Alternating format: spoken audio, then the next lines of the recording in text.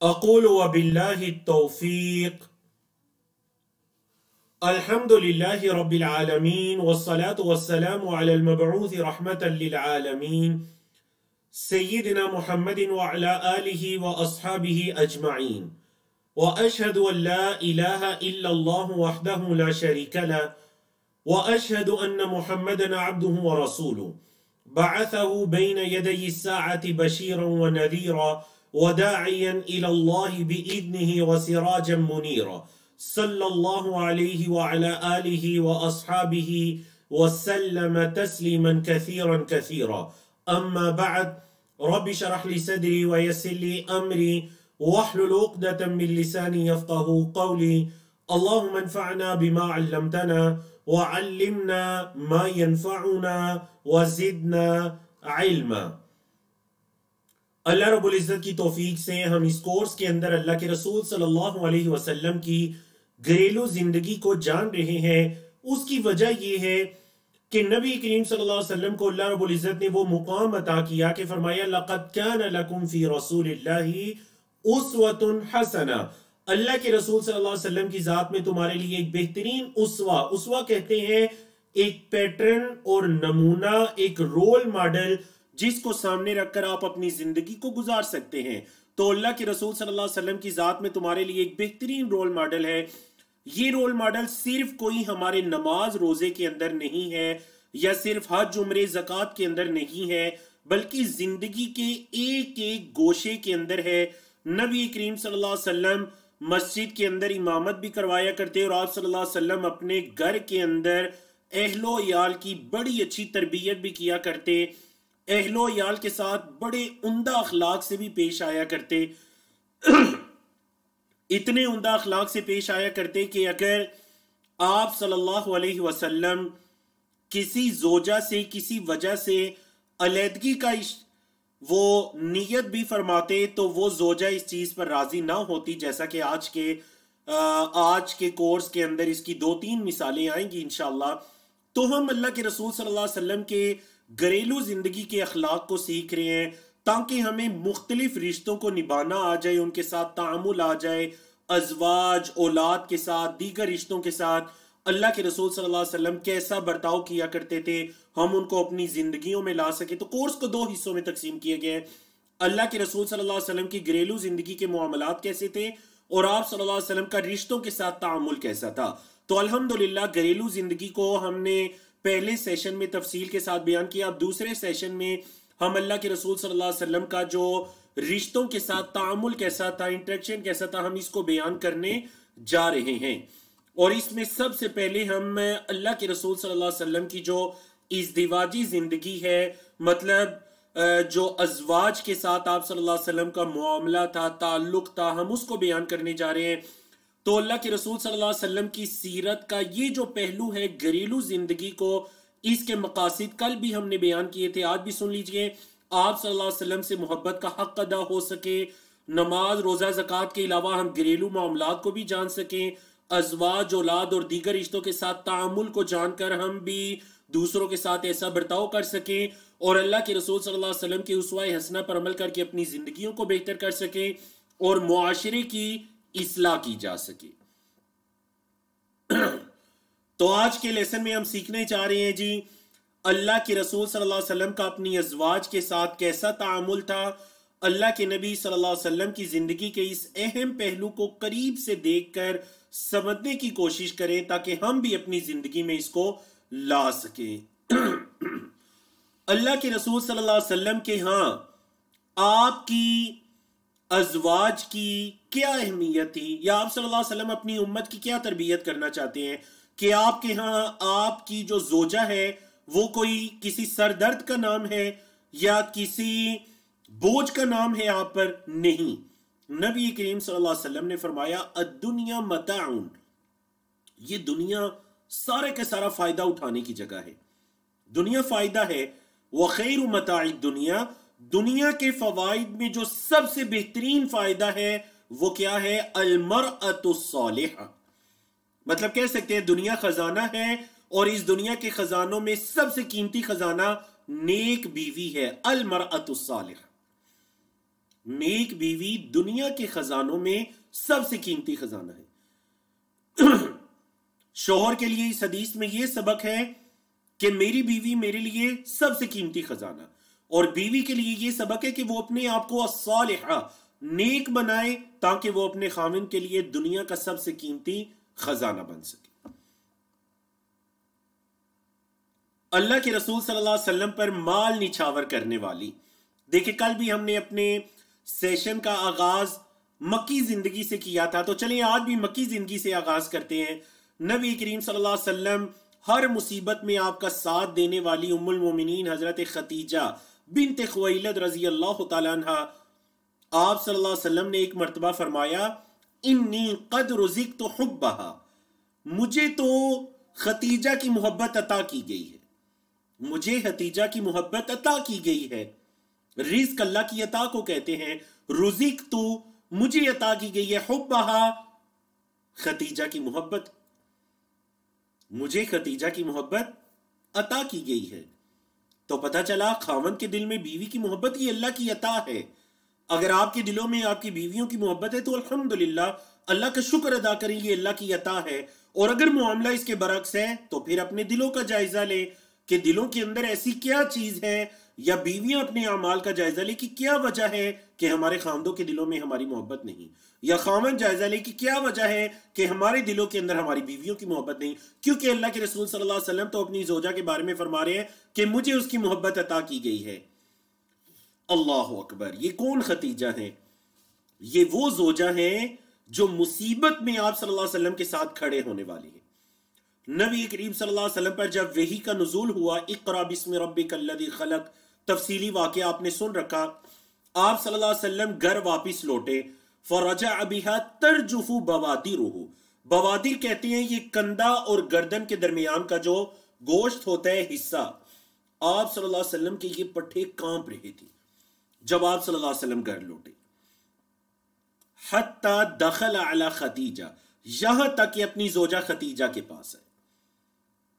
یہاں پر پہلا سبق یہ ہے کہ اگر خاوند پر کوئی سخت حالات آتے ہیں تو وہ اپنی زوجہ کے پاس آئے، اپنے گھر کے اندر آئے۔ یہ رویہ بالکل بھی درست نہیں ہے کہ آپ کی پریشانی سے ساری دنیا واقف ہے، بس ایک آپ کے گھر والے واقف نہیں ہیں، یہ رویہ بالکل درست نہیں ہے۔ دیکھیں نبی کریم صلی اللہ علیہ وسلم پر جب سخت حالات آئے تو سب سے پہلے حضرت خدیجہ کے پاس آئے، حالانکہ اسی مکہ کے اندر آپ صلی اللہ علیہ وسلم کے چچا بھی موجود ہیں، حضرت ابو طالب ہیں، آپ سے بڑی محبت کرنے والے ہیں، حضرت عباس ہیں، امیر حمزہ ہیں، دیگر آپ صلی اللہ علیہ وسلم کے چچا موجود ہیں، کسی کے پاس نہیں گئے۔ کس کے پاس آئے؟ زوجہ کے پاس۔ فقالا، آ کر فرمایا زملونی زملونی، کمبل اوڑھ دو کمبل اوڑھ دو، فزملوہ حتی ذہب عنہ الرعب، آپ صلی اللہ علیہ وسلم کو انہوں نے کمبل اوڑھ دیا یہاں تک کہ آپ کا وہ خوف چلا گیا۔ کہنے لگے، فرمانے لگے یا خدیجہ، اے میری بیوی خدیجہ، مالی، مجھے کیا ہو گیا ہے، وَأَخْبَرَهَا الْخَبَرَ، اور ساری بات انہیں بتائی، جو کچھ ہوا، ایک فرشتہ آیا، اس نے ایسے ایسے کہا، اقرا، یہ ہوا، ساری بات انہیں بتائی۔ وقالا، اور فرمایا، قد خشیت علی نفسی، اے خدیجہ مجھے تو اپنی جان کا ڈر پڑ گیا ہے۔ اب ذرا غور کیجئے، میری اور آپ کی ماں ام المومنین حضرت خدیجہ رضی اللہ تعالیٰ عنہ سب سے پہلے ایمان لانے والی، سیرت نگاروں کا، فقہا کا اتفاق ہے کہ سب سے پہلے آپ صلی اللہ علیہ وسلم پر ایمان لانے والی آپ کی زوجہ حضرت خدیجہ۔ اب دیکھیں خاوند پریشان ہے، خاوند نے پریشانی کو بیان کیا بیت نبوی میں، تو زوجہ نیک بیوی کا کیا کام ہے؟ کیا خاوند کی پریشانی کو وہ سن کر یہ کہتی ہے، حضرت خدیجہ نے یہ نہیں کہا کہ میں نے آپ کو منع نہیں کیا تھا، آپ کیوں غار ہرا جاتے رہے، آپ کیا کرتے رہے، آپ کیا کرتے ہیں وہاں پر جا کر، میں کب سے آپ کو منع کر رہی ہوں، کہ ایسی باتیں کی؟ جیسا کہ بعض زوجات کہتی ہیں، خاوند کی پریشانی میں مزید کوسنا شروع ہو جاتی ہیں، الا من رحم ربی، ساری عورتیں یقیناً ایسے نہیں ہوتی، بعض ام المومنین حضرت خدیجہ کی سیرت پر بھی چلنے والی ہوتی ہیں۔ دیکھیں حضرت خدیجہ نے کیا فرمایا جب آپ صلی اللہ علیہ وسلم نے فرمایا کہ اے خدیجہ مجھے تو میری جان کے لالے پڑ گئے، فقالت لہو، ام المومنین کہنے لگی کلا، ہرگز نہیں، ہرگز نہیں، ابشر خوشخبری ہو آپ کو، فواللہ اللہ کی قسم، لا یخزیک اللہ ابدا، اللہ آپ کو ہرگز رسوا نہیں کرے گا، اللہ آپ کو اکیلا نہیں چھوڑے گا۔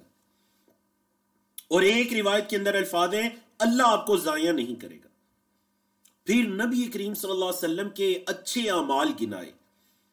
دیکھیے آپ تو رشتوں کو ملاتے ہیں، سچی بات کرتے ہیں، آپ تو جو بوجھ والے ہیں ان کے بوجھ کو اٹھا لیتے ہیں، آپ تو مہمان نوازی کرتے ہیں، آپ تو حق کے ساتھ کھڑے ہوتے ہیں۔ یہ کیسے ہو سکتا ہے کہ آپ کا رب آپ کو ضائع کر دے؟ نہ صرف تسلی دی بلکہ ثم انطلقت به خدیجہ حتی اتت به ورقۃ بن نوفل، پھر اپنے رشتہ دار ورقہ بن نوفل کے پاس لے کر آئیں، جن کے پاس کتاب کا علم تھا، جن کے پاس نصارہ کی کتب کا علم تھا، پھر ان کے پاس لے کر آئیں اور وہ آ کر مسئلے کا حل جاننا چاہا۔ تو نیک بیوی یہ کرتی ہے۔ آپ صلی اللہ علیہ وسلم کے گھریلو معاملات سے ہمیں یہ پتہ چلتا ہے۔ نبی کریم صلی اللہ علیہ وسلم اپنی ازواج کے ساتھ، نہ صرف ازواج بلکہ ازواج اپنی بیویوں کی سہیلیوں کے ساتھ بھی اچھا سلوک کرتے، ان کے رشتہ داروں کے ساتھ بھی اچھے اخلاق سے پیش آتے۔ آپ کو پتہ نا، یعنی ہمارے برے صغیر پاک و ہند کے معاشرے کے اندر خاص کر جو ایک داماد کا رشتہ ہے، پھر اس داماد کے رشتے کے اندر جو آفات کا آنا ہے، بعض اوقات سسرال والے اس کے نخرے اٹھاتے ہیں، چاہے جائے کہ وہ ان کو کوئی فائدہ پہنچائے، وہ ان کے لیے مزید نقصان کا یا شرمندگی کا باعث بن جاتا ہے بعض مواقع پر۔ نبی کریم صلی اللہ علیہ وسلم کا رویہ دیکھیے۔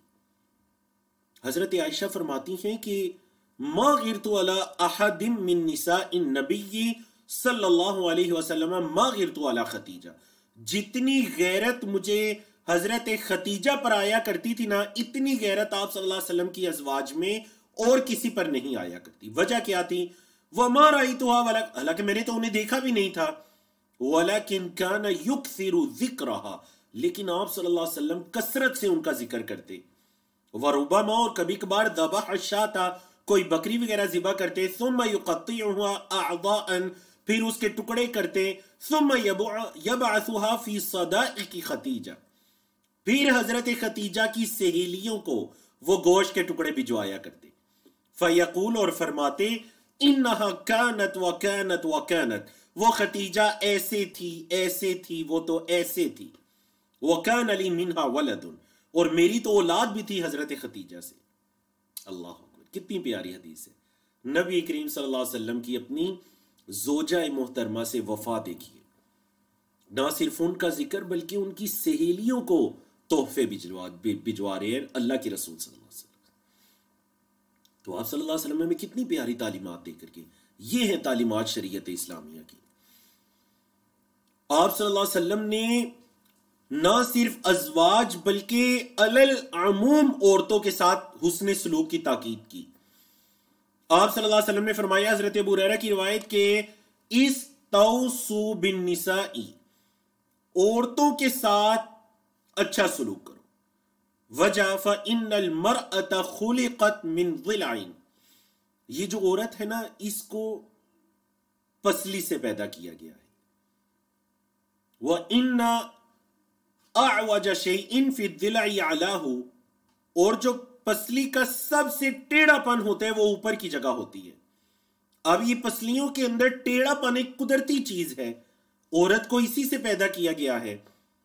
فَإِن ذَهَبْتَ تُقِيمُهَا كَسَرْتَهَا، اگر آپ اس ٹیڑھے پن کو سیدھا کرنے کی کوشش کریں گے وہ سیدھا نہیں ہوگا، وہ ٹوٹ جائے گا۔ وَإِن تَرَكْتَهُ لَمْ يَزَلْ أَعْوَجْ، اور اگر آپ چھوڑ دیں گے تو وہ ہمیشہ ٹیڑھا پن ہی اس میں رہے گا۔ فَاسْتَوْصُوا بِالنِّسَاء، عورتوں کے ساتھ اچھا سلوک کرو، عورتوں کے ساتھ اچھا سلوک کرو۔ کتنی پیاری نبی کریم صلی اللہ علیہ وسلم نے اپنی امت کو تعلیمات دے دی۔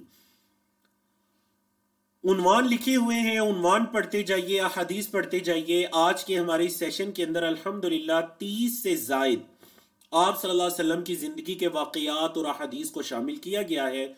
یاد رکھیے گا، بلکہ ہمارے پاکستان کے ایک بہت بڑے عالم ہیں، میں آپ کو ان کا واقعہ سناتا ہوں اس حدیث سے پہلے۔ حافظ مسعود عالم، حافظ مسعود عالم، حافظہ اللہ، بہت بڑے عالم، مدینہ یونیورسٹی سے گریجویٹ، ہزاروں کی تعداد میں ان کے شاگرد پورے پاکستان، پوری دنیا کے اندر، ایک مرتبہ درس کے دوران فرمانے لگی کہ میری 1,00,000 روپے تنخواہ ہے، جس میں سے میں 95,000 صدقہ کر دیتا ہوں۔ یقین جانیے سارے لوگ سن کر وہاں پر بیٹھے ہوئے جس نے سنا وہ حیران رہ گئی کہ شیخ صاحب اگر 95,000 صدقہ کر دیتے ہیں تو 5,000 صرف ان کے پاس باقی بچتا ہے، اس سے ان کا گزر بسر کیسے ہوتا ہے؟ پھر انہوں نے بتلایا کہ وہ 95,000 میں اپنے اہل و عیال پر، اپنی زوجہ پر، اپنے گھر والوں پر خرچ کرتا ہوں، تو گھر والوں پر خرچ کرنا بھی تو اللہ صدقے کا ثواب دیتا ہے، اللہ کی راہ میں خرچ کرنے کا ثواب دیتا ہے۔ اللہ اکبر۔ اب حدیث پڑھیے، صحیح بخاری کی حدیث، اللہ کے رسول صلی اللہ علیہ وسلم نے فرمایا اِنَّكَ لَن تُنْفِقَ نَفَقَةً، بے شک آپ ہرگز کوئی چیز خرچ نہیں کرتے، تَبْتَغِي بِهَا وَجْهَ اللَّهِ، جس سے آپ اللہ کی رضا کو چاہتے ہیں، إِلَّا أُجِرْتَ عَلَيْهَا، مگر آپ کو اس پر اجر دیا جاتا ہے۔ جو بھی چیز آپ خرچ کرتے ہیں اللہ سے اجر کی امید رکھتے ہوئے، آپ کو اس پر اجر دیا جاتا ہے۔ حتیٰ، یہاں تک کہ ما تجعل فی فم امرأتک، یہاں تک کہ جو آپ اپنی بیوی کے منہ میں ایک لقمہ بھی ڈالتے ہیں، اس پر بھی آپ کو اجر دیا جاتا ہے۔ آپ کو پتہ ہے سلف صالحین میں سے، صحابہ کرام میں سے بعض نے اس حدیث کو سننے کے بعد اس پر باقاعدہ عمل کیا، اور انہوں نے اپنی زوجہ محترمہ کے منہ میں نوالا ڈالا کہ اس نوالے کے ڈالنے پر بھی مجھے اجر دیا جا رہا ہے۔ یہ تو شریعت اسلامیہ ہے۔ اللہ کے ہاں اجر و ثواب کے خزانے ہیں، آپ ان کی تلاش میں رہیں۔ آپ جو اہل و عیال پر خرچ کرتے ہیں، کبھی بخیلی نہ کیجئے، کبھی وہ لالچ سے کام نہ لیجئے، کنجوسی سے کام نہ لیجئے، اس کے اندر بھی آپ کے لیے اجر و ثواب ہے۔ جو آپ خرچ کرتے ہیں اتنا اجر و ثواب، کہ جتنا آپ اللہ کی راہ میں خرچ کریں تو جو اجر و ثواب ہے۔ اللہ اکبر۔ یہ بیت نبوی ہے۔ بلکہ آپ صلی اللہ علیہ وسلم نے تو یہاں تک فرما دیا کہ تم میں سے کسی ایک کی جسمانی ضرورت کے پورا کرنے میں بھی اجر ہے۔ صحابہ کرام نے بڑا تعجب کیا، فرمانے لگے اللہ کے رسول صلی اللہ علیہ وسلم کہ کوئی ایک اپنی ضرورت کو پوری کرتا ہے اپنی زوجہ سے، تو کیا اس کے اندر بھی اس کے لیے اجر ہے؟ نبی کریم صلی اللہ علیہ وسلم نے ایک بڑی پیاری مثال دے کر سمجھایا، فرمایا رأیتم لو وضعها فی حرام کان علیہ وزر، تمہارا کیا خیال ہے اگر وہ یہی کام کسی حرام جگہ پر کرتا تو کیا اسے گناہ ہوتا یا نہیں؟ یقیناً گناہ ہوتا۔ تو جب اسی طرح وہ یہ کام حلال جگہ پر کرے گا تو اس کے لیے اجر و ثواب ہے۔ اللہ اکبر، اللہ اکبر۔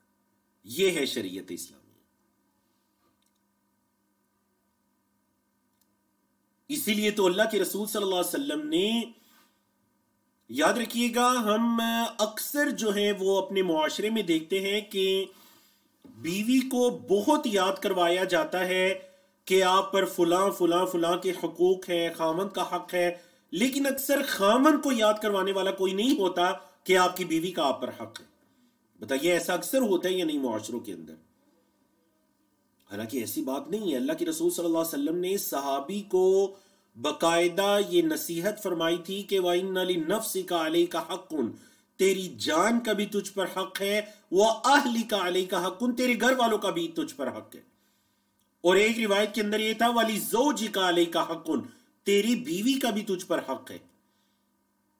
بولے تیری بیوی کا بھی تجھ پر حق ہے۔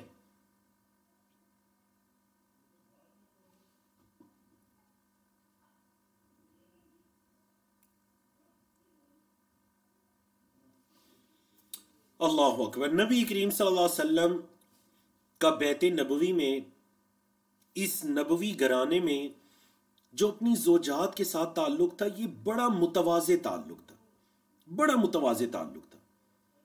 اتنا متواضع تعلق اختصار کے ساتھ کہ فتح خیبر کے موقع پر اللہ کے رسول صلی اللہ علیہ وسلم خیبر کو فتح کرنے کے بعد جب پلٹے، حضرت صفیہ آپ کی زوجیت کے اندر آئیں۔ اللہ کے رسول صلی اللہ علیہ وسلم نے، اب حضرت صفیہ نے اونٹ پر سوار ہونا ہے، عورت ہیں، جن کے بارے میں اللہ کے رسول صلی اللہ علیہ وسلم نے فرمایا رفقاً بالقواریر، یہ شیشے کی مانند نرم جو اللہ کی مخلوق ہے، عورتیں ان کے ساتھ نرمی برتو۔ اب اس قارورہ نے، اس نرم مخلوق نے بعیر پر سوار ہونا ہے، اونٹ پر سوار ہونا ہے، تو نبی کریم صلی اللہ علیہ وسلم کی حد درجے کی عاجزی اور اپنی زوجات کے ساتھ تعلق کو دیکھیے۔ صحیح بخاری کی حدیث ہے کہ فَيَدَعُ رُكْبَتَهُ، نبی کریم صلی اللہ علیہ وسلم نے اپنا گھٹنا مبارک رکھا زمین پر، اب اپنے گھٹنے کو رکھا۔ وَتَدَعُ صَفِيَّةُ رِجْلَهَا عَلَى رُكْبَتِهِ، حضرت صفیہ نے اللہ کے رسول صلی اللہ علیہ وسلم کے مبارک گھٹنے پر اپنے قدم کو رکھا، حتی ترکبہ، یہاں تک کہ وہ سوار ہوئی۔ سوار ہونے کے لیے آپ صلی اللہ علیہ وسلم نے انہیں اپنے گھٹنے کا سہارا دیا کہ گھٹنے پر وہ اپنے قدم کو رکھ کر اونٹ پر سوار ہو جائیں۔ یہ ہے زوج اور زوجہ کا تعلق۔ دیکھ لیجئے اس سے امام الانبیاء والمرسلین نبی کریم صلی اللہ علیہ وسلم کی شان کے اندر کوئی کمی نہیں آئی۔ اگر انہوں نے اپنی، وہ امام الانبیاء ہیں، رسولوں اور انبیاء کے سردار ہیں، اللہ نے ان کو سفر اور اسراء اور معراج کے ساتھ نوازا، اور آپ صلی اللہ علیہ وسلم کا اپنی ازواج کے ساتھ کیا معاملہ ہے کہ اگر کوئی اونٹ پر بھی چڑھنا چاہتی ہے تو اللہ کے رسول صلی اللہ علیہ وسلم اپنا گھٹنا اس کے آگے بچھا دیتے ہیں کہ وہ اس کے اوپر قدم رکھ کر اونٹ پر سوار ہو جائیں۔ آپ صلی اللہ علیہ وسلم کا اپنی ازواج کے ساتھ اتنا دوستانہ اور مشفقانہ رویہ تھا، آپ صلی اللہ علیہ وسلم ان کا خیال رکھتے، ان کے ساتھ مذاق بھی فرماتے اور بعض معاملات میں درگزر بھی کرتے، جس کی کئی مثالیں آگے آ رہی ہیں۔ تو چلیں ہم آنے والی سلائیڈز کے اندر کچھ ایسی احادیث کو دیکھتے ہیں کہ آپ صلی اللہ علیہ وسلم کا اپنی ازواج کے ساتھ کیسا تعلق تھا۔ حضرت عائشہ فرماتی ہیں، صحیح بخاری کی حدیث ہے کہ کان الحبش یلعبون بحرابہم، حبشی جو ہیں وہ اپنے جنگ کے اوزاروں کے ساتھ کھیل کود رہے تھے، تو اللہ کے رسول صلی اللہ علیہ وسلم میرے آگے پردہ بنے ہوئے تھے، فسترنی رسول اللہ صلی اللہ علیہ وسلم، مطلب میں آپ صلی اللہ علیہ وسلم کے پیچھے آپ کے کندھے سے جھک کر آگے دیکھ رہی تھی، آپ صلی اللہ علیہ وسلم میرے آگے کھڑے ہو کر مجھے انہوں نے چھپایا ہوا تھا اور میں دیکھ رہی تھی، وانا انظر، اور میں دیکھ رہی تھی ان کے کھیل کود کو، جو حبشی جنگ کے آلات کے ساتھ کھیل کود کر رہے تھے۔ فما زلت انظر حتى كنت وانا انصرف، میں دیکھتی رہی یہاں تک کہ میں خود پیچھے ہٹ گئی، لیکن میں اس وقت تک دیکھتی رہی جب تک کہ میں خود پیچھے نہ ہٹ جاؤں۔ تو حضرت عائشہ خود فرماتی ہیں کہ فقدروا، ذرا اندازہ تو کرو، قدر الجاریۃ الحدیثۃ السن، یہ جو نوجوان لڑکی ہے جاریہ، اس نوجوان لڑکی کے بارے میں جو چھوٹی عمر کی ہے، اس نوجوان لڑکی کے بارے میں دیکھو کہ جو ان حبشیوں کے کھیل کود کو دیکھ رہی ہے اور سن رہی ہے، اور اللہ کے رسول صلی اللہ علیہ وسلم کے ساتھ ہے۔ اگلی حدیث دیکھیے، حضرت عائشہ فرماتی ہیں کہ انہا کانت مع النبی صلی اللہ علیہ وسلم فی سفرین، وہ نبی کریم صلی اللہ علیہ وسلم کے ساتھ سفر میں تھیں، فسابقتہ، کہتی ہیں میں نے آپ صلی اللہ علیہ وسلم کے ساتھ دوڑ لگائی، فسبقتہ علی رجلیہ، تو میں اتنا دوڑی کہ میں آپ صلی اللہ علیہ وسلم سے سبقت لے گئی، آگے بڑھ گئی۔ فلما حملت اللحم، جب میرا وزن کچھ زیادہ ہو گیا، سابقتہ، تو میں نے دوبارہ دوڑ لگائی، فسبقنی، تو اللہ کے رسول صلی اللہ علیہ وسلم مجھ سے آگے نکل گئے، سبقت لے گئے۔ فقالا، تو آپ صلی اللہ علیہ وسلم نے فرمایا، عائشہ ہذہ بتلک السبقہ، یہ اس کا بدلہ ہو گیا، وہ جو ایک مرتبہ تم مجھ سے آگے نکلی تھی تو یہ آج میں تم سے آگے نکلا، یہ اس کا بدلہ ہو گیا۔ اللہ اکبر، کتنی پیاری حدیث ہے نبی کریم صلی اللہ علیہ وسلم کی۔ اگلی حدیث دیکھیے، حضرت عائشہ رضی اللہ تعالیٰ عنہ چھوٹی عمر میں شادی ہوئی تھی، آپ کے علم میں ہے، اور سیرت کورس کے اندر ہم نے تفصیلی اس پر گفتگو کی بھی ہے۔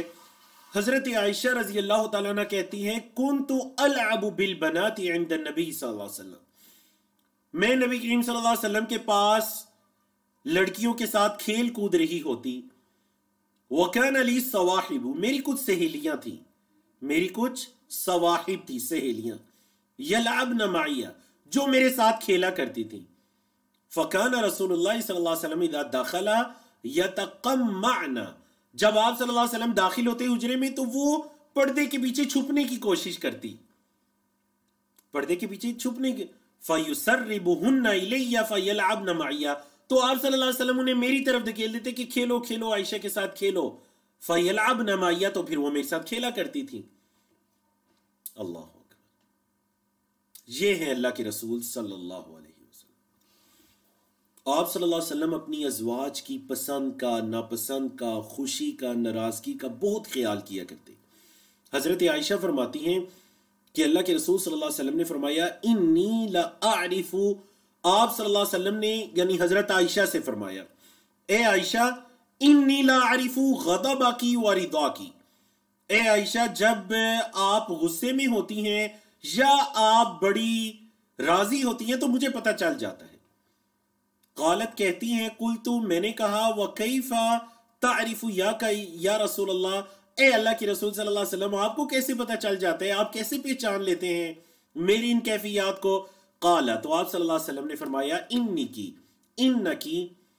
اے عائشہ بے شک تو اذا کنت راضیۃ قلتی، جب تو راضی ہوتی ہے نا، جب آپ راضی ہوتی ہیں عائشہ تو آپ کہتی ہیں بلا ورب محمد، کیوں نہیں، محمد کے رب کی قسم صلی اللہ علیہ وسلم۔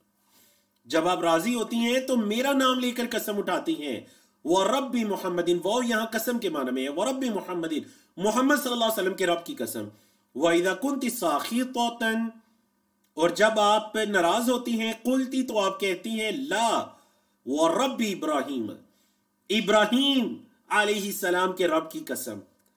قالت، کہتی ہیں قلت، میں نے کہا اجل، ہاں، اے اللہ کے رسول صلی اللہ علیہ وسلم آپ نے بالکل صحیح پہچانا، لست اہاجر الا اسمک، بس میں صرف آپ کا نام لینے ہی تو چھوڑتی ہوں۔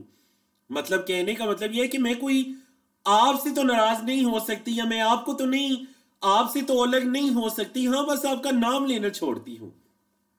تو دیکھیے نبی کریم صلی اللہ علیہ وسلم کو اپنی ازواج کی پسند ناپسند کا کس قدر خیال ہے، اور آپ صلی اللہ علیہ وسلم اس چیز کو نوٹ فرما رہے ہیں۔ حضرت عائشہ فرماتی ہیں کہ نبی کریم صلی اللہ علیہ وسلم نے ایک مرتبہ حضرت عائشہ کو خوشخبری دی کہ عائشہ، یا عائش، آخر میں گولتا نہیں ہے، نبی کریم صلی اللہ علیہ وسلم کبھی کبھار حضرت عائشہ کو پیار کے ساتھ عائش کہہ کر پکارا کرتے، یا عائش۔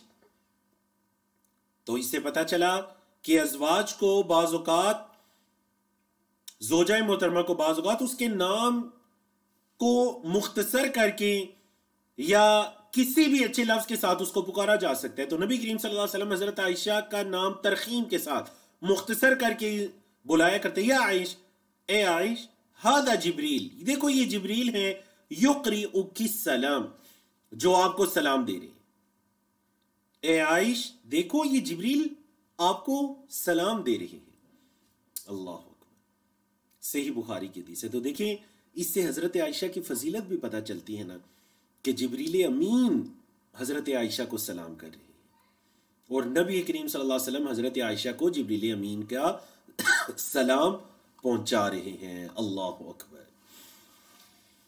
بڑی پیاری حدیث، بڑی پیاری حدیث، بڑی پیاری حدیث، کیونکہ یہ مجھے بہت پیاری لگتی ہے، اس میں میرا اور آپ کا بھی تذکرہ ہے۔ صحیح حدیث ہے، علامہ البانی، شیخ شعیب ارناؤت اور دیگر محققین نے اس حدیث کو حسن یا صحیح کہا۔ حضرت عائشہ کہتی ہیں لما رأیت من النبی صلی اللہ علیہ وسلم طیب نفس، ایک دفعہ میں نے آپ صلی اللہ علیہ وسلم کو بڑا خوش دیکھا، قلت، میں نے کہا یا رسول اللہ، اے اللہ کے رسول صلی اللہ علیہ وسلم، ادعو اللہ لی، اللہ سے میرے لیے دعا کیجیے، اے اللہ کے رسول اللہ سے میرے لیے دعا کیجیے۔ فقال، تو آپ صلی اللہ علیہ وسلم نے فرمایا اللہم اغفر لی عائشہ ما تقدم من ذنبها وما تأخر وما اسرت وما اعلنت، اے اللہ عائشہ کو بخش دے، اس کے اگلے پچھلے گناہوں کو بخش دے، پوشیدہ یا اعلانیہ ہر طرح کی خطاؤں سے درگزر فرما۔ کتنی پیاری دعا ہے، دیکھیں نبی کریم صلی اللہ علیہ وسلم اپنی زوجہ محترمہ کو کتنی پیاری دعا دے رہے ہیں۔ بتائیے پیاری دعا ہے یا نہیں؟ دوبارہ سنیں، اے اللہ عائشہ کے گناہوں کو بخش دے، اللہم اغفر لی عائشہ ما تقدم من ذنبها وما تأخر وما اسرت وما اعلنت، اب جب حضرت عائشہ نے اتنی پیاری دعا سنی میری اور آپ کی ماں ام المومنین نے، فضحکت عائشہ، تو حضرت عائشہ مسکرائی. کتنا مسکرائی؟ حتی سقط رأسها فی حجرها، اتنا مسکرائی کہ حضرت عائشہ کا سر آپ صلی اللہ علیہ وسلم کی مبارک گود میں جا لگا، من الضحک، کی مسکرانے کی وجہ سے. اب جب حضرت محمد صلی اللہ علیہ وسلم نے حضرت عائشہ کو اتنا خوش دیکھا تو آپ صلی اللہ علیہ وسلم نے فرمایا، قال لها رسول اللہ صلی اللہ علیہ وسلم ایسرک دعائی، اے عائشہ کیا تجھے میری دعا اچھی لگی ہے؟ کیا میری یہ دعا تجھے پسند آئی ہے؟ فقالت، تو حضرت عائشہ کہنے لگی، وَمَا لِي لَا يَسُرُّنِي دُعَاؤُكَ، اے اللہ کے رسول صلی اللہ علیہ وسلم، مجھے کیا ہے کہ مجھے آپ کی یہ دعا پسند نہیں آئے گی؟ مجھے کیا ہے کہ اتنی پیاری دعا مجھے پسند نہیں آئے گی؟ فقال رسول اللہ صلی اللہ علیہ وسلم، اللہ کے رسول صلی اللہ علیہ وسلم نے فرمایا، واللہ، اللہ کی قسم، انہا لدعائی لامتی فی کل صلاۃ، بے شک یہ میری امت کے لیے میری ہر نماز میں دعا ہے. اللہ، تو دیکھیں مجھ اور آپ گناہگاروں کا تذکرہ بھی آیا ہی نہیں. اللہ کی قسم میری امت کے لیے ہر نماز میں میری یہ دعا ہے، اے اللہ بخش دے ان کے گناہوں کو، اگلے پچھلے اعلانیہ پوشیدہ. وما ارسلناک الا رحمت للعالمین، یہ آپ صلی اللہ علیہ وسلم کی رحمت ہے. بیوی سے محبت کا اظہار کرنا، اس سے مرد کی مردانگی میں کوئی کمی واقع نہیں ہوتی. حضرت عمر بن عاص کہتے ہیں، میں نے کہا اللہ کے رسول صلی اللہ علیہ وسلم، ای الناس احب الیک، آپ کو لوگوں میں سب سے زیادہ پسند کون ہے؟ سب سے زیادہ آپ کو محبوب کون ہے؟ قال، آپ صلی اللہ علیہ وسلم نے فرمایا، عائشہ، مجھے لوگوں میں سب سے پسند عائشہ ہیں. اللہ، دیکھیں زوجہ محترمہ کے ساتھ محبت کا اظہار، قطعاً بھی اس چیز میں کوئی حرج والی بات نہیں ہے. آپ صلی اللہ علیہ وسلم نے سب سے پہلے ان کا نام لیا. فقلت، تو میں نے کہا، من الرجال، آدمیوں میں سے. فقال ابوہا، تو آپ صلی اللہ علیہ وسلم نے فرمایا اس کے والد. آدمیوں میں سے اگر پوچھتی ہو تو پھر اس کے والد. قلت ثم من، میں نے کہا پھر دوسرے نمبر پر. قال ثم عمر، پھر آپ صلی اللہ علیہ وسلم فرمایا دوسرے نمبر پر عمر مجھے سب سے پسند ہے. فعد رجالا، تو آپ صلی اللہ علیہ وسلم نے پھر کچھ اشخاص گنائے اس کے بعد. اللہ، تو ایک تو اس حدیث سے یہ پتہ چلتا ہے کہ آپ صلی اللہ علیہ وسلم کا اپنی ازواج سے کیسا تعلق تھا، یہ محبت کا رشتہ تھا.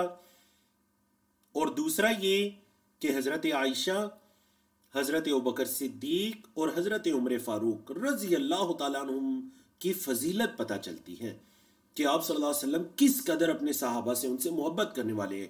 صحیح بخاری کی حدیث، آپ صلی اللہ علیہ وسلم اپنی ازواج کے ساتھ نہ صرف محبت سے پیش آتے بلکہ محبت کا اظہار کیسے فرماتے؟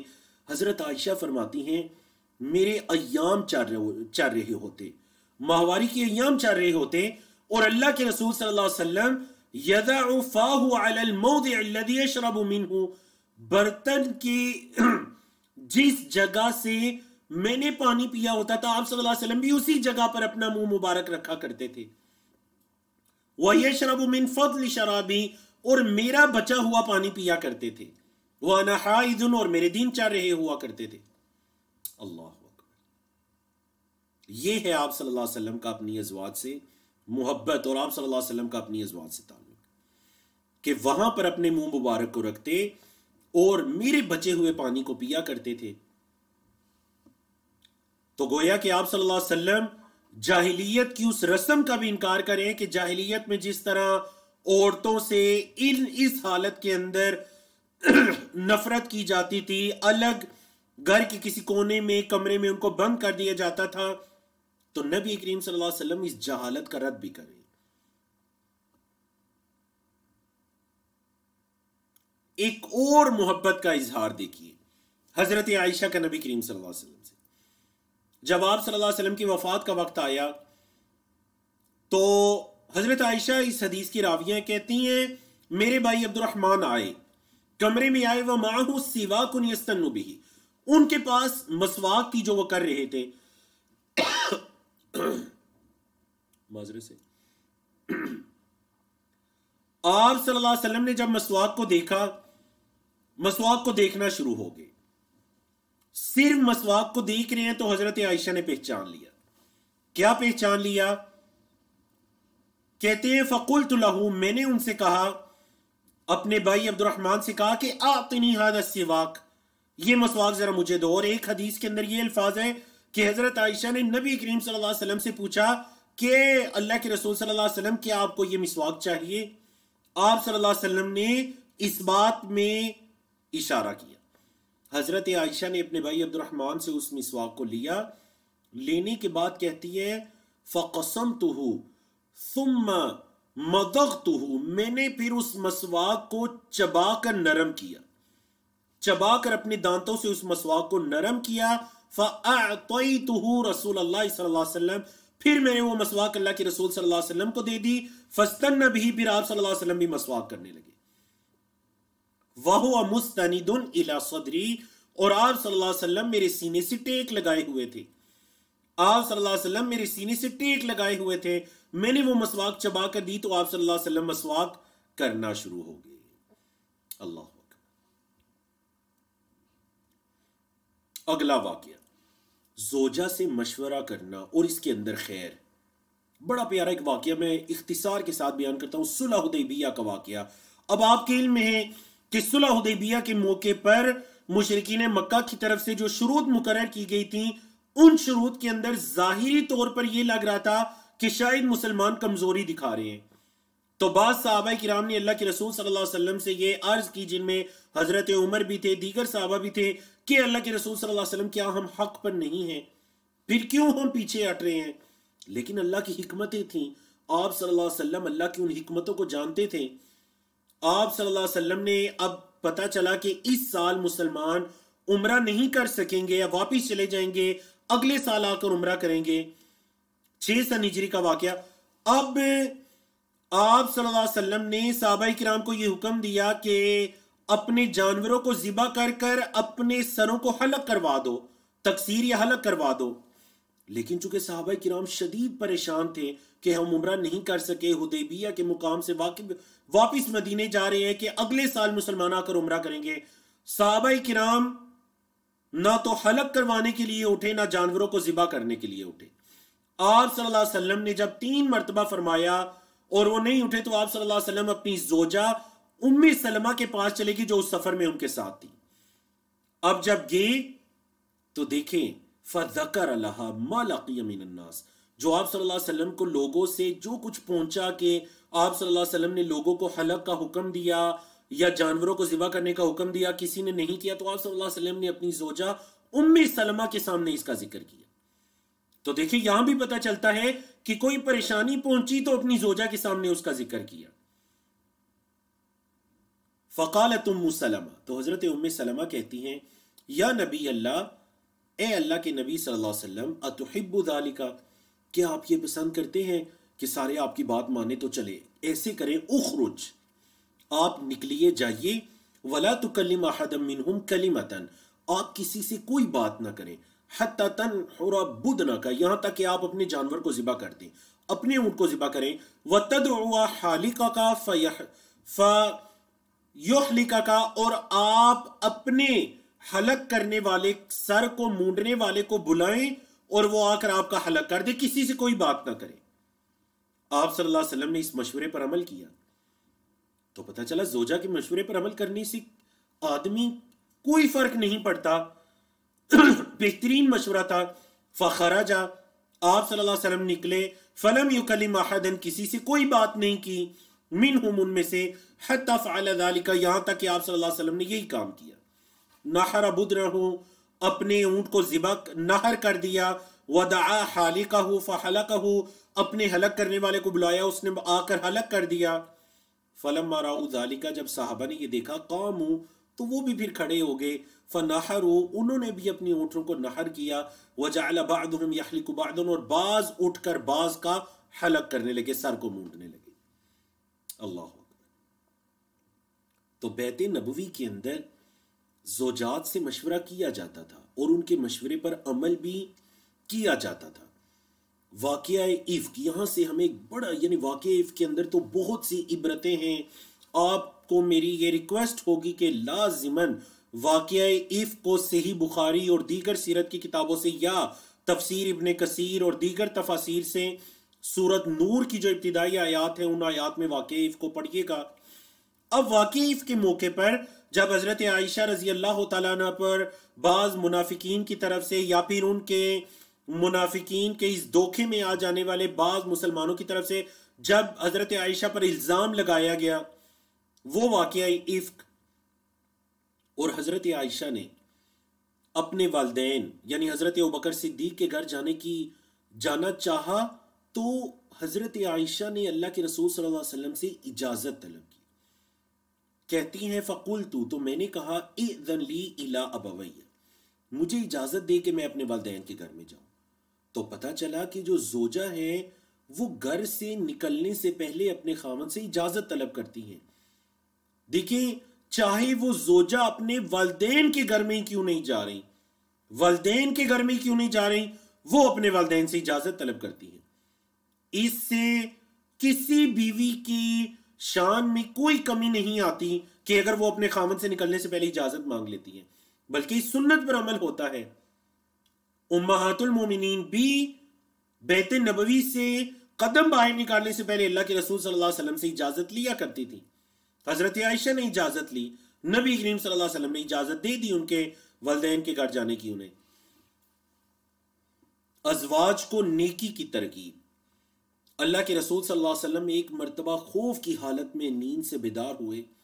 آپ صلی اللہ علیہ وسلم فرما رہے تھے سبحان اللہ ماذا انزل اللیلۃ من الخزائن، آج کی رات کون کون سے خزانے نازل ہوئے ہیں، وماذا انزل من الفتن، اور آج کی رات کتنے ہی فتنے نازل ہوئے ہیں، من یوقظ صواحب الحجرات، کون ہے جو ان کمرے والیوں کو جگائے گا، یرید ازواجہ، آپ صلی اللہ علیہ وسلم کا ارادہ اپنی بیویوں کا تھا، کون ہے جو میری ان ازواج کو جگائے گا، لکی یصلین، تاکہ اٹھ کر نماز پڑھیں، کون ہے جو انہیں جگائے گا تاکہ یہ اٹھ کر نماز پڑھیں۔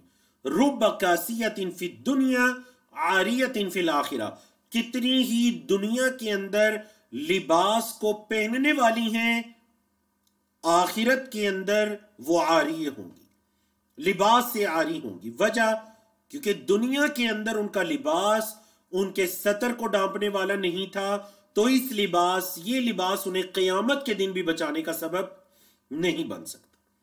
دنیا میں وہ لباس پہننے والی ہوں گی، قیامت کے دن اس لباس سے عاری ہوں گی۔ آپ صلی اللہ علیہ وسلم عبادت میں اعتدال کو پسند فرماتے اور ساتھ ہی ساتھ عبادت کی تلقین بھی کرتے۔ آپ صلی اللہ علیہ وسلم رات میں عبادت فرماتے۔ اب عبادت اس حالت میں فرماتے کہ حضرت عائشہ سو رہی ہوتی تھی۔ اب یہ نہیں کہ نبی کریم صلی اللہ علیہ وسلم راتوں کو اٹھ کر قیام کر رہے ہیں تو اپنی ازواج پر بھی یہ لازم کریں کہ وہ بھی ان کے ساتھ اٹھ کر قیام کریں۔ فرماتی ہیں حضرت عائشہ کہ کان یصلی من اللیل، آپ صلی اللہ علیہ وسلم رات کو نماز پڑھا کرتے، وانا معترضۃ بینہ و بین القبلہ، اور میں آپ صلی اللہ علیہ وسلم کے اور قبلے کے درمیان میں لیٹی ہوا کرتی تھی۔ میں آپ صلی اللہ علیہ وسلم اور قبلے کے درمیان میں لیٹی ہوا کرتی تھی، کا اعتراض الجنازہ، جیسے کہ جنازہ آگے پڑا ہوا ہوتے ہیں تو میں بالکل ایسے لیٹی ہوا کرتی تھی، اور آپ صلی اللہ علیہ وسلم رات کو نماز ادا کر لیا کرتے تھے۔ اور ایک روایت کے اندر یہ بھی آتا ہے کہ آپ صلی اللہ علیہ وسلم جب سجدے میں جانے کا ارادہ کرتے تو ام المؤمنین حضرت عائشہ کے قدم پر ہاتھ لگایا کرتے، یہ اشارہ تھا کہ وہ اپنے قدموں کو اپنی ٹانگوں کو سمیٹ لیں، اور آپ صلی اللہ علیہ وسلم سجدہ کر لیا کرتے تھے۔ اور آپ کے علم میں ہے اللہ کے رسول صلی اللہ علیہ وسلم کے جو حجرات ہیں ان کا سائز اور وہ ساری چیزیں کل کے سیشن میں تفصیل کے ساتھ گزری ہیں۔ اور ایک حدیث کے اندر یہ بھی ہے کہ آپ صلی اللہ علیہ وسلم رات کو جب قیام کیا کرتے پھر حضرت عائشہ جو ہیں ان کو جگایا کرتے تاکہ وہ اٹھ کر وتر پڑھ لیں۔ حضرت عائشہ کو جگایا کرتے تاکہ حضرت عائشہ اٹھ کر وتر کی نماز پڑھ لیں۔ یہ عبادت میں اعتزال تھا۔ حضرت علی کی روایت کی اللہ کے رسول صلی اللہ علیہ وسلم کان یوقظ اہلہ فی العشر الاواخر من رمضان، رمضان کی جو آخری راتیں ہوتی تھی نا، آخری 10 راتیں، رمضان کا آخری عشرہ اللہ کے رسول صلی اللہ علیہ وسلم اس میں اپنے گھر والوں کو جگایا کرتے تھے. تو اس سے کیا پتا چلتا ہے؟ اس سے یہ پتا چلتا ہے کہ باقی ایام کے اندر امہات المومنین راتوں کو آرام بھی کیا کرتی، لیکن رمضان کا آخری جو عشرہ ہے وہ اتنا اہمیت والا ہے کہ اللہ کے رسول صلی اللہ علیہ وسلم اس عشرے میں اپنی ازواج کو جگایا کرتے تھے تاکہ وہ اٹھ کر ان کے ساتھ قیام کر سکیں. اللہ کے رسول صلی اللہ علیہ وسلم یوں تو اپنی ازواج کا بہت خیال کیا کرتے، لیکن بے جا ضد یا اصرار پر آپ صلی اللہ علیہ وسلم ان سے ناراض بھی ہو جایا کرتے. چنانچہ جب ایک مرتبہ ازواج مطہرات نے نان و نفقہ وغیرہ کا بہت مطالبہ کیا اور اس پر اصرار کیا تو آپ صلی اللہ علیہ وسلم اپنی ازواج سے ناراض ہو گئے اور 1 مہینے تک ایلا کیا. ایلا کس کو کہتے ہیں کہ آدمی یہ ارادہ کر لے یا یہ قسم کھا لے کہ وہ 1 مہینے تک یا 2 یا 3 زیادہ سے زیادہ مدت 3 مہینے کہ وہ اپنی زوجہ کے قریب نہیں جائے گا.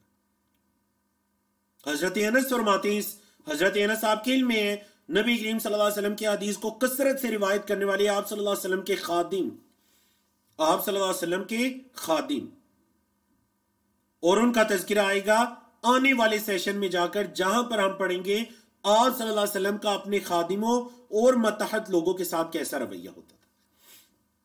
کہتے ہیں آلا رسول اللہ صلی اللہ علیہ وسلم من نسائی، اللہ کے رسول صلی اللہ علیہ وسلم نے اپنی ازواج سے، اپنی عورتوں سے ایلا کیا. وَكَانَتْ انْفَقَّتْ رِجْلُهُ فَقَامَ فِي مَشْرُبَةٍ 29 لَيْلَةً، ایک گھر کے اندر جو الگ سے جگہ تھی، کمرہ تھا آپ صلی اللہ علیہ وسلم، وہاں پر آپ نے 29 دن تک قیام کیا، وہاں پر آپ ٹھہرے رہے. ثم نزل، پھر آپ صلی اللہ علیہ وسلم اس کمرے سے نکلے، وہاں سے اترے. فقالو، تو صحابہ نے کہا یا رسول اللہ، اے اللہ کے رسول صلی اللہ علیہ وسلم، آلیت شہرن، آپ نے تو 1 مہینے کے لیے اعلان کیا تھا اور آپ ابھی اس کمرے سے نکل آئے، مطلب اپنی ازواج کے پاس آگے. تو آپ صلی اللہ علیہ وسلم نے فرمایا ان الشہر یکون 29، مطلب ابھی 29 دن ہوئے تھے اور آپ صلی اللہ علیہ وسلم جب اس اعلان کو پورا کر چکے تو آپ صلی اللہ علیہ وسلم نے فرمایا مہینہ 29 دن کا بھی تو ہوتا ہے. آپ کے علم میں ہے آپ کا جو عیسوی مہینہ ہے، جنوری، فروری وغیرہ، یہ مہینے 28، 29، 30 یا 31 دنوں کے ہو سکتے ہیں، لیکن جو عربی مہینہ ہے وہ یا 29 دن کا ہوگا یا 30 دن کا ہوگا. اس کے اندر 28 یا 31 کی آپشن نہیں، یا 29 کا یا 30 کا، جیسا کہ آپ رمضان وغیرہ میں دیکھتے ہیں. یہ ایک وہ طویل حدیث ہے جس میں اللہ کے رسول صلی اللہ علیہ وسلم اپنی زوجات میں سے حضرت عائشہ اور حضرت حفصہ، ان سے آپ صلی اللہ علیہ وسلم نے جو ناراضگی کا اظہار کیا. ایک طویل حدیث ہے جس میں اللہ کے رسول صلی اللہ علیہ وسلم جو ہے حضرت زینب بنت جحش، اپنی زوجہ محترمہ حضرت زینب کے پاس ٹھہرا کرتے تھے. اب دیگر ازواج جو ہیں چونکہ وہ آپس میں ان کا ایک سوکن کا رشتہ بھی ہے، دیگر ازواج کو یہ چیز پسند نہیں آئی، تو حضرت عائشہ نے اور حضرت حفصہ نے دونوں نے مل کر آپس میں یہ پلان کیا کہ اللہ کے رسول صلی اللہ علیہ وسلم سے یہ فرمائیں گی کہ آپ صلی اللہ علیہ وسلم، آپ کے پاس سے مغافیر کی خوشبو آ رہی ہے، کیونکہ آپ صلی اللہ علیہ وسلم زینب رضی اللہ تعالیٰ عنہ کے پاس رکتے، شہد تناول فرماتے. تو بعض اوقات اس طرح ہوتا تھا، مغافیر ایک جڑی بوٹی کا نام ہے، ایک گھاس، ایک جڑی بوٹی. بعض اوقات اس طرح ہوتا تھا کہ اگر شہد کی مکھیاں، جس طرح ہمارے ہاں شہد کی مختلف قسمیں ہیں، بیری کا شہد ہے، گلاب کا شہد ہے اور پلائی کا شہد ہے، تو اس طرح عرب کے اندر بعض اوقات جو شہد کی مکھیاں ہیں، اگر وہ مغافیر، گھاس وغیرہ یا اس کے پھولوں کو چوس لیا کرتی تھی تو پھر اس شہد کے اندر اس کا ذائقہ یا اس کی خوشبو ہوتی. اب جب 2 ازواج نے یہ بات کر دی تو آپ صلی اللہ علیہ وسلم نے یہ فرما دیا کہ میں نے تو حضرت زینب کے پاس سے شہد پیا تھا، وَلَنْ أَعُودَ لَهُ، میں اب ہرگز دوبارہ یہ شہد نہیں پیوں گا. اللہ رب العزت نے آیت کریمہ نازل کر دی سورۃ تحریم کی، یا ایھا النبی، اے نبی، لِمَ تُحَرِّمُ مَا أَحَلَّ اللَّهُ لَكَ، جو اللہ نے آپ کے لیے حلال کیا آپ کیوں اپنے اوپر اس کو حرام کرتے ہیں. اور پھر آیت نمبر 4 میں ان دونوں عورتوں کی طرف یعنی حضرت عائشہ اور حضرت حفصہ رضی اللہ عنہما ان کی طرف اشارہ ہے کہ ان تتوبا الی اللہ، اگر یہ دونوں اللہ کی طرف توبہ کریں، رجوع کریں، یعنی کہ حضرت عائشہ اور حضرت حفصہ، تو یہ بھی نبی کریم صلی اللہ علیہ وسلم نے پھر حضرت عائشہ اور حضرت حفصہ کی اس چیز پر سرزنش کی. حضرت عائشہ اور حضرت حفصہ کی اس چیز پر سرزنش کی. تو یہ نبی کریم صلی اللہ علیہ وسلم کی زندگی میں ہمیں یہ والا رویہ بھی ملتا ہے. ایک مرتبہ جب آپ صلی اللہ علیہ وسلم حضرت عائشہ کے ساتھ اسی موقع پر یہی جو شہد والا واقعہ پیش آیا، جو ازواج نے خرچے کا مطالبہ کیا تھا اور الہ کا واقعہ پیش آیا، اب جب آپ صلی اللہ علیہ وسلم راضی ہو جاتے ہیں تو حضرت عائشہ سے فرمانے لگے، عائشہ انی ذاکر لکی امرا، میں ایک چیز تجھے ذکر کروں گا، فلا اريد ان تعجلی فی حتی تستأمری ابویک، ذرا جلدی نہ کرنا یہاں تک کہ اپنے والدین سے مشورہ کر لو، والدین سے پہلے اچھی طرح ذرا مشورہ کر لو.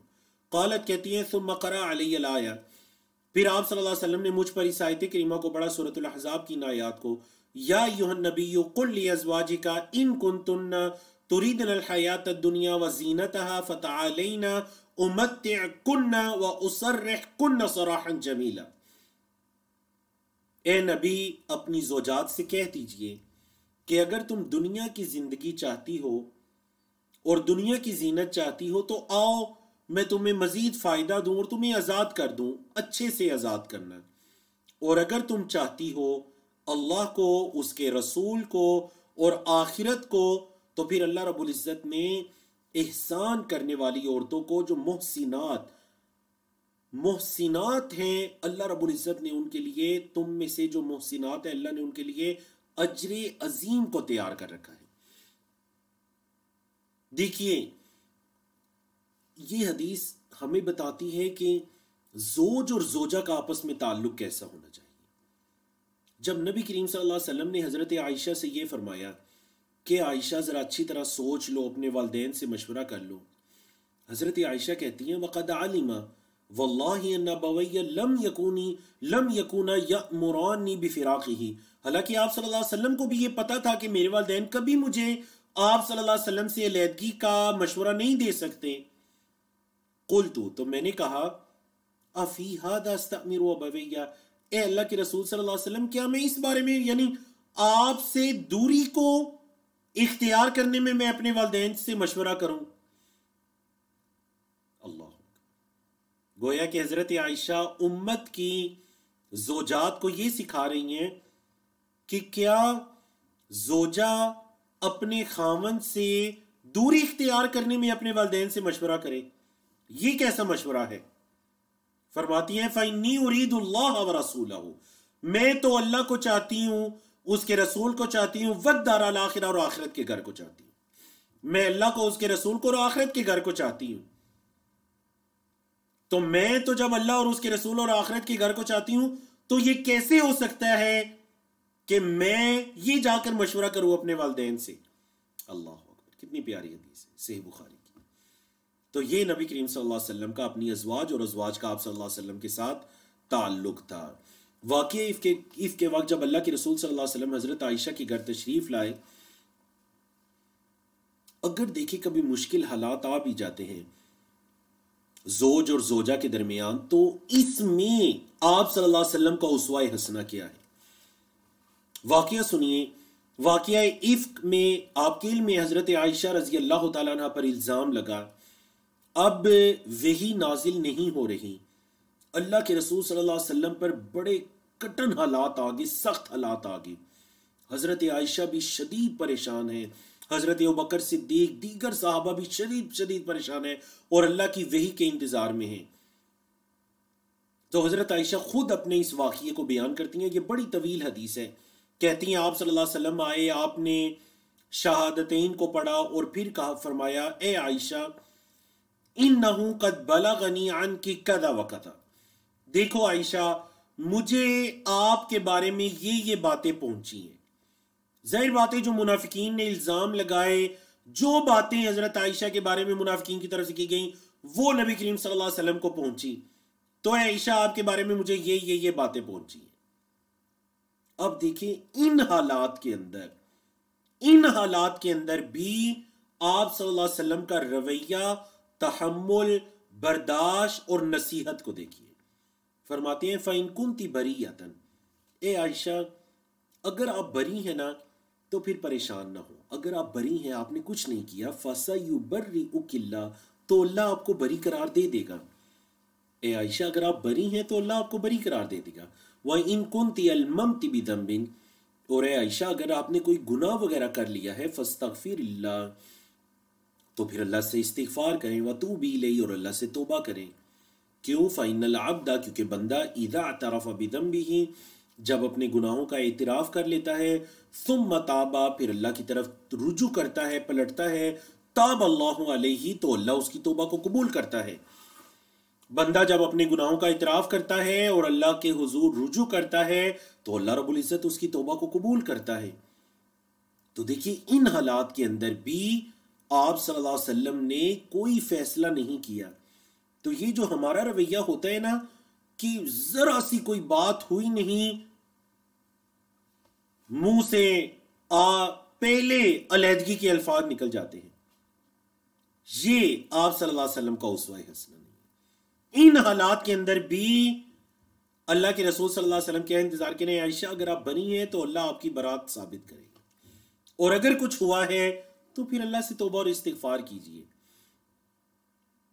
کتنا پیارا نقطہ ہے. معاملات خراب ہو بھی جاتے ہیں، کوئی غلط فہمی پیدا ہو جاتی ہے، کوئی خدشات پیدا ہوتے ہیں، یاد رکھیے گا ہمارے معاشرے میں جو سمجھ لیا گیا نا کہ اس کا ایک ہی حل ہے طلاق، یہ ایک حل طلاق نہیں ہے. سیرت سے یہ سیکھیے، اپنی زندگیوں کے اندر بہتری لائیے. ہمیں تو معاملات کی نازکی پیچیدگی کو سمجھ کر اچھے اسلوب کے ساتھ معاملات کو حل کرنا چاہیے. جس طرح اللہ کے رسول صلی اللہ علیہ وسلم نے ناراضگی کا اظہار بھی فرمایا اور اصلاح بھی فرمائی، معاملات کو خوش اسلوبی سے دیکھا. پیچھے آپ نے دیکھے کتنے واقعات سنے. چلیں جی، یہاں پر کورس کو اختتام کی طرف لے کر چلتے ہیں. چند ایک سلائیڈ، چند ایک واقعات ہمارے سامنے ہیں. سنن ترمذی کی حدیث ہے، حضرت عائشہ سے کہا گیا کہ هل كان نبی صلی اللہ علیہ وسلم يتمثل بشيء من الشعر، اے عائشہ ذرا بتلائیے کہ آپ صلی اللہ علیہ وسلم کبھی کوئی شعر وغیرہ بھی پڑھا کرتے تھے یا نہیں؟ قالت، کہتی ہیں، كان يتمثل بشعر ابن رواحہ ويتمثل ويقول، آپ صلی اللہ علیہ وسلم کبھی یہ جو ابن رواحہ کا شعر ہے نا، وَيَأْتِيكَ بِالْأَخْبَارِ مَا لَمْ تُزَوِّدِي، آپ صلی اللہ علیہ وسلم کبھی شعر کو بھی دہرایا کرتے تھے، کبھی کبھاری شعر کو پڑھا کرتے تھے. تو اس میں کوئی حرج والی بات نہیں ہے کہ اگر ایک انسان اپنی زوجہ کے سامنے کوئی شعر و شاعری پڑھ لے، اس کے سامنے کچھ کہہ دے جی، اس میں کوئی حرج والی بات نہیں ہے. اور یہ شعر مکمل کیسے ہے؟ سَتُبْدِي لَكَ الْأَيَّامُ مَا كُنْتَ جَاهِلًا وَيَأْتِيكَ بِالْأَخْبَارِ مَا لَمْ تُزَوِّدِي، یہ دن ان قریب تیرے لیے واضح کر دیں گے جس سے آپ بے خبر ہیں، جس چیز کو آپ نہیں جانتے آنے والے دن آپ کو بتائیں گے ان چیزوں کے بارے میں. وَيَأْتِيكَ بِالْأَخْبَارِ مَا لَمْ تُزَوِّدِي، اور آپ کے پاس وہ خبریں لے کر آئیں گے دن جو آپ کے علم میں نہیں ہیں، جو آپ نہیں چاہتے آنے والے دن آپ کو ان چیزوں کے بارے میں بتائیں گے.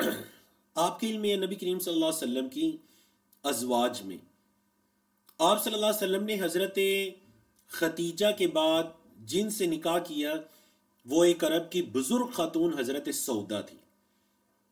حضرت سودا، ان سے مکی دور میں نبی کریم صلی اللہ علیہ وسلم نے نکاح کیا تھا. حضرت سودا نے ہجرت کے بعد مدینہ منورہ میں، حضرت سودا جب ان کی عمر بہت زیادہ ہو گئی، بعض روایات کے مطابق نبی کریم صلی اللہ علیہ وسلم نے ان سے علیحدگی کا ارادہ کیا. حضرت سودا کو پتہ چلا تو کہنے لگیں، اے اللہ کے رسول صلی اللہ علیہ وسلم، میں اپنا دن حضرت عائشہ کو ہبہ کرتی ہوں، میں اپنا دن، اپنی رات حضرت عائشہ کو ہبہ کرتی ہوں. اور بعض سیرت نگاروں نے اس واقعے کے اندر لکھا کہ حضرت سودا نے یہ کام دو وجہ سے کیا تھا. نمبر ایک کہ وہ اللہ کی، صحیح بخاری کے الفاظ ہے بلکہ، کہ وہ اللہ کے رسول صلی اللہ علیہ وسلم کی رضا چاہتی تھی. آپ صلی اللہ علیہ وسلم کی خوشی میں انہوں نے یہ کام کیا. کیونکہ سب کے علم میں تھا کہ اللہ کے رسول صلی اللہ علیہ وسلم اپنی ازواج میں بھی سب سے زیادہ محبت حضرت عائشہ سے کرنے والے ہیں، تو انہوں نے آپ صلی اللہ علیہ وسلم کو خوش کرنے کے لیے، خاوند کو راضی کرنے کے لیے انہوں نے یہ کیا کہ اپنا دین حضرت عائشہ کو دی۔ دوسرا جو وجہ سیرت نگاروں نے بیان کی، بڑی پیاری وجہ، وہ یہ کہ اصل میں حضرت سودا اس دنیا میں موت تک آپ صلی اللہ علیہ وسلم کی زوجیت میں رہنا چاہتی تھی، تاکہ کل قیامت کے دن جو اصل زندگی آنی ہے اس میں بھی وہ آپ صلی اللہ علیہ وسلم کی ازواج کے اندر شامل ہو سکے۔ تو حضرت سودا نے اپنا دل ہبہ کر لیا، لیکن وہ آپ صلی اللہ علیہ وسلم کی زوجیت کے اندر اپنی موت تک باقی رہی۔ تو الحمدللہ جی، اللہ رب العزت کی توفیق کے ساتھ ہم نے آج کے اپنے اس موضوع کو اللہ کی توفیق سے مکمل کیا۔ جتنی ٹوٹی پھوٹی باتیں ہم آپ کے سامنے کر سکے تھے، آپ صلی اللہ علیہ وسلم کی احادیث کی روشنی میں میں نے، میری ٹیم نے ان چیزوں کو تلاش کرنے کی کوشش کی احادیث کے مجموعے سے۔ اللہ رب العزت سب سے قبول و منظور فرمائے۔ اگلے سبق کے اندر انشاءاللہ ہمارے 2 سیشن باقی ہیں آنے والے جمعہ اور ہفتہ کو انشاءاللہ، تو اس کے اندر ہم آپ صلی اللہ علیہ وسلم کی اولاد کے بارے میں، احفاد کے بارے میں، آپ صلی اللہ علیہ وسلم کا ان کے ساتھ کیسا رویہ تھا، کیسا تعلق تھا، خدام کے بارے میں جو آپ صلی اللہ علیہ وسلم کی خدمت پر معمول تھے، ضیوف کے بارے میں جو آپ کے مہمان وغیرہ آیا کرتے تھے، ان کے ساتھ آپ کا کیسا تعامل تھا، انشاءاللہ یہ سارے موضوعات آنے والے 2 سیشنز کے اندر کلیئر کیے جائیں گے۔ اور جیسا کہ آپ کے علم میں ہے کہ ہمارے اس کورس کے کل 4 سیشن ہوں گے، تو آج الحمدللہ خیر و عافیت کے ساتھ دوسرا سیشن مکمل ہوا، تو آنے والا سیشن تیسرا اور پھر چوتھا سیشن ہوگا۔ کفارہ مجلس کی دعا پڑھیے، سبحانک اللہم و بحمدک، اشہد ان لا الہ الا انت، استغفرک و اتوب الیک۔